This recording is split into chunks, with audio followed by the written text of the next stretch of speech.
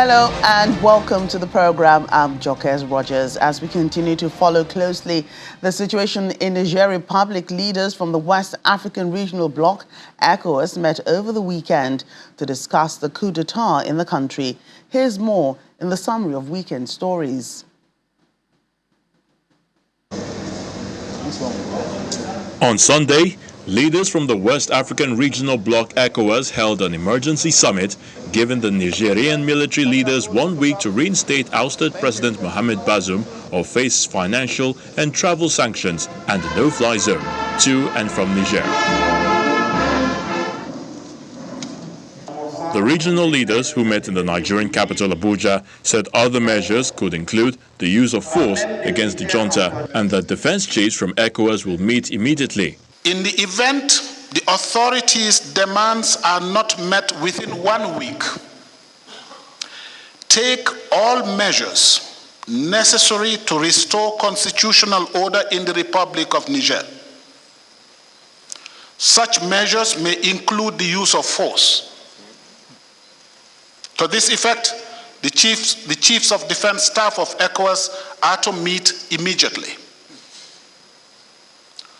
Hold accountable all those responsible for violence and terror against lives and properties of innocent citizens and residents of Niger. I want us to be strong, forceful, and resolute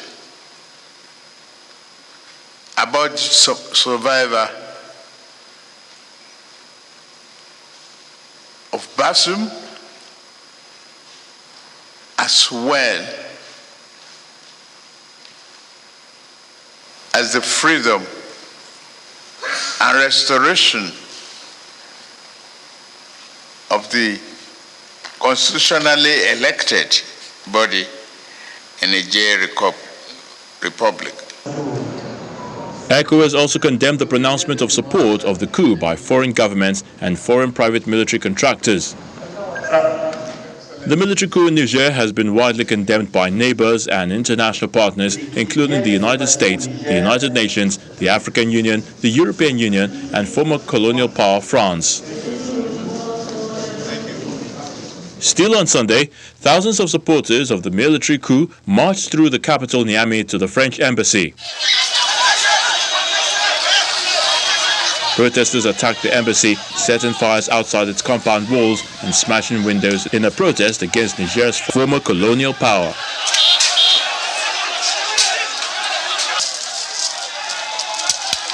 France had warned it would not tolerate any attack on its interests after pro-junta supporters stoned its embassy, burned French flags and chanted anti-French slogans in a protest organized by the new military leaders.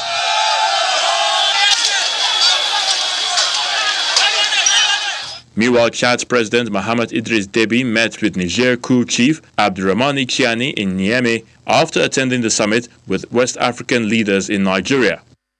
Déby, who came to power in 2021 after a coup, met his Nigerian counterpart Bola Tinubu on the sidelines of the summit and volunteered to speak to the military leaders in Niger hours later.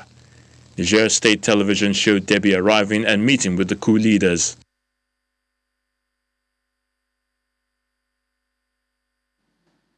Meanwhile, Niger's ousted president has been seen for the first time since the military detained him after staging a coup last week.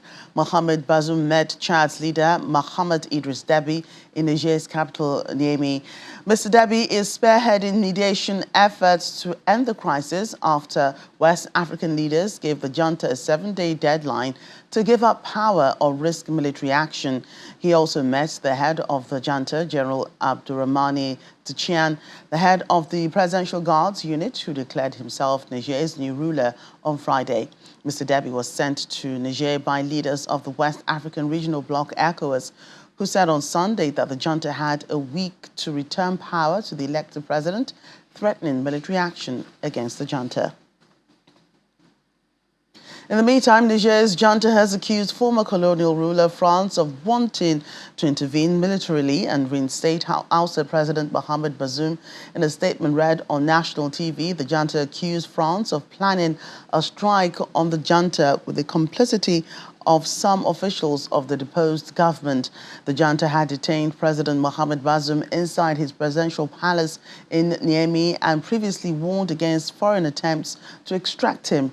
Reacting to the ECOWAS emergency summit, the military leaders also warned against any armed intervention in the country as the West African heads of state gathered in Abuja, Nigeria's capital, to decide on further actions to pressure the army to restore constitutional order. In a statement read on Niger's national television on Saturday night, military spokesperson Colonel Amadou Abdurrahmani said the objective of the ECOWAS meeting is to approve a plan of aggression against Niger through an imminent military intervention in Niamey in collaboration with other African countries that are non-members of ECOWAS and certain Western countries. We want to once more remind ECOWAS or any other adventurer of our firm determination to defend our homeland. And the United Nations has said it's still delivering aid in Niger, although UN officials in the country said they have not had any contact with the military following the coup. The United Nations says some 4.3 million people need humanitarian help in Niger, where more than 370,000 people are displaced within the country, which also hosts more than 250,000 refugees, mainly from Nigeria, Mali, and Burkina Faso. Response continues on the ground and has never stopped, actually, since the events occurred in Niger. So we are able to access vulnerable areas and vulnerable populations in Niger. As far as WFP is concerned, we are providing cash assistance and food assistance, and we are assessing the situation continuously to ensure that access is possible, that the UN staff, WFP staff are in security, and also that our partners are in security. This is only if security is an issue that we will temporarily, possibly suspend certain operations in certain areas, but this is not currently the case in the territory.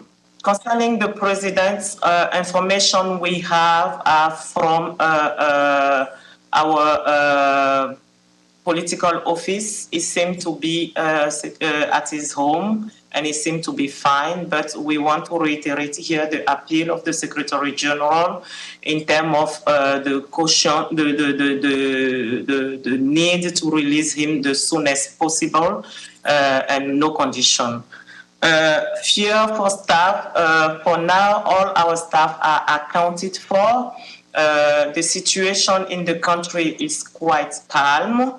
And we are monitoring all the position. So we have a clear head count and we are monitoring the situation of the staff. There is, at this point in time, no incident related neither to staff or UN vehicle or any other UN resources.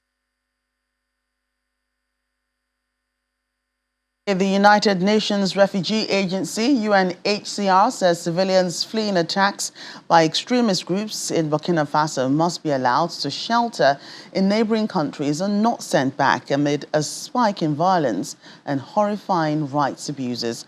Latest UN estimates indicate that 4.7 million people across the country are now in need of humanitarian assistance in the West African nation, which is more than 20% of the country's entire population.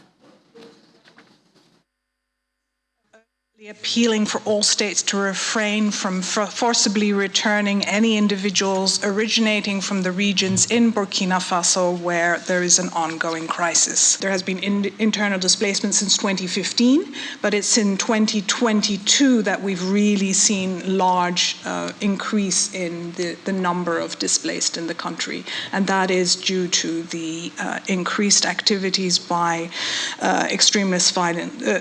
violent extremist groups, as well as increasing humanitarian needs. In several instances, civilians have been targeted and killed, resulting in mass civilian casualties as well as displacement. Children are also exposed to serious human rights violations such as forced recruitment by armed groups, child labor, as well as other types of violence, abuse, exploitation, and gender-based violence. An estimated 4.7 million people across the country are now in need of humanitarian assistance, and over 20% of the country's population is amongst those who are in need of humanitarian assistance. As of June this year, 67,000 people from Burkina Faso have sought refuge in neighboring countries, including Mali, Niger, Côte d'Ivoire, Togo, Benin, and Ghana.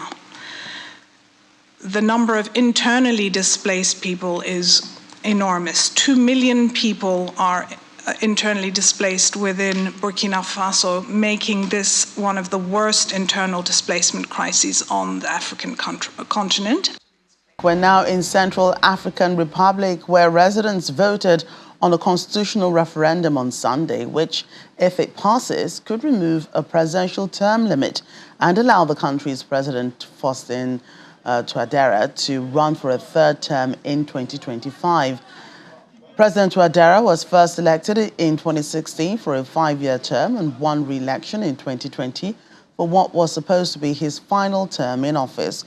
The new constitution would reset the clock, allowing him to run for a fresh 7-year mandate, and the number of terms he or another candidate could run for president would be unlimited. Opposition parties and some civil society groups have called for a boycott of the referendum, saying it was designed to keep President Touadéra in power for life. And Senegal's opposition leader, Ousmane Sonko, has invited all political detainees to join him on a hunger strike. The opposition leader, who was arrested on Friday, is expected to appear before a judge later today, even as his lawyers condemned his arrest. On social media, Mr. Sonko said that in the face of so much hate, lies, oppression, and persecution, he had decided to resist. He's facing a raft of new charges, including planning and insurrection. Speaking at a press conference in the capital, Dakar, Mr. Sonko's lawyers said that the authorities had not respected his rights, adding that the new charges brought against Mr. Sonko cancel out his conviction in June in a case in which he was tried in absentia. That conviction sparked deadly riots across Senegal. And Haiti has welcomed with great interest Kenya's offer to lead a multinational force to restore order. Haiti Foreign Minister Jean-Victor Genios said that he appreciated the expression of African solidarity. The Caribbean nation is suffering from a surge in gang violence and is in deep security, a political and humanitarian crisis. Earlier, Kenyan Foreign Minister Alfred Mutua said a quick fix to Haiti's problems would not be possible, but the mission would aim to stabilize the situation and train a proper Haitian police force. Mr. Mutua said the people of Haiti had suffered enough, and Kenya felt a responsibility to help its brothers and sisters in the African diaspora.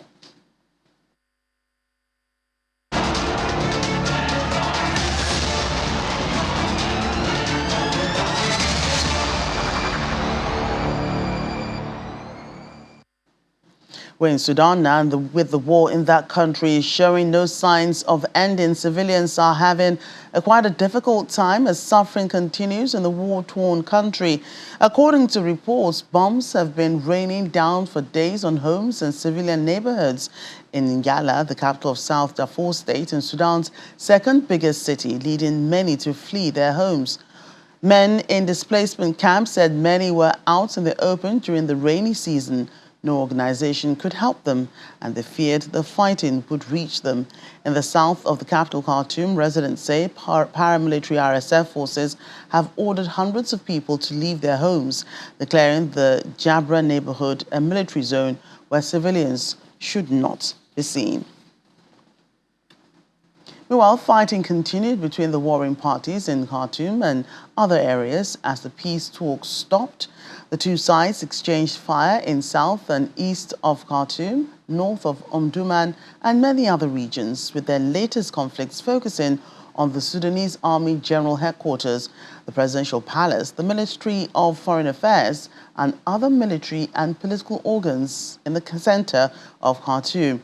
The Sudanese Armed Forces said it has been fast expanding control over relevant areas, adding that it expelled an attack by the Rapid Support Forces on one of its military supply bases in north of Khartoum, while killing 60 fighters and destroying several military vehicles of the RSF. The RSF said its troops attacked the SAF airbase in the city of Omdurman, causing dozens of casualties and destroying 3 warplanes and a large quantity of weapons and ammunition.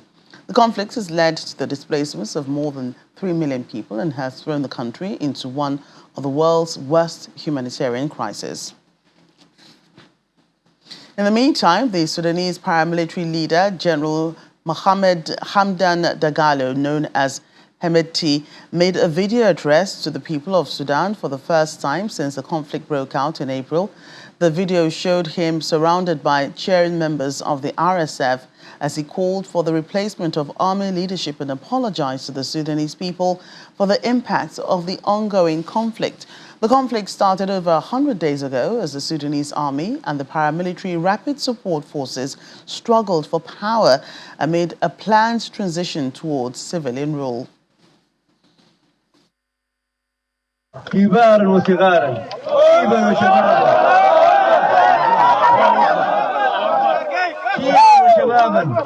First, I want to apologize to every Sudanese man and woman, old and young, for the tragedies of this terrible war that has been forced upon us by the remnants of the old regime, the coup leaders.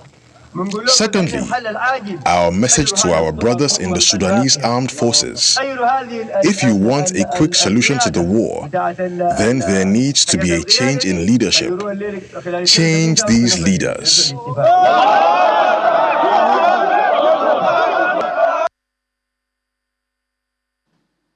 And Sudanese refugees in Chad are suffering water shortages amid extreme heat. According to witnesses, Sudanese refugees can spend up to 6 hours in line to fill up the few jerry cans they have with water, as high temperatures and the lack of running water in Chad refugee camps impacts hundreds. Refugees say there is also a worsening problem with toilets as the little water available is used for drinking. A recent global heat wave and unprecedented high temperatures is making it even harder for refugees who fled the war to these camps on the Chad-Sudan border.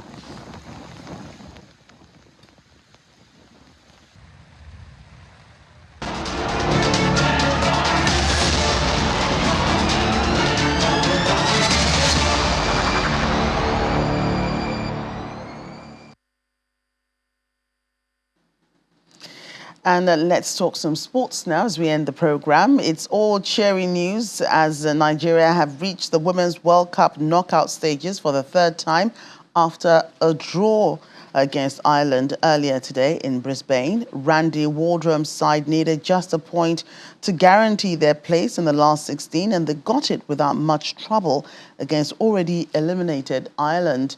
In a low-key encounter in Brisbane, the Nigerians came closest to making the breakthrough when Courtney Brosnan pushed Uchenna Kanu's header onto the crossbar with a stunning save.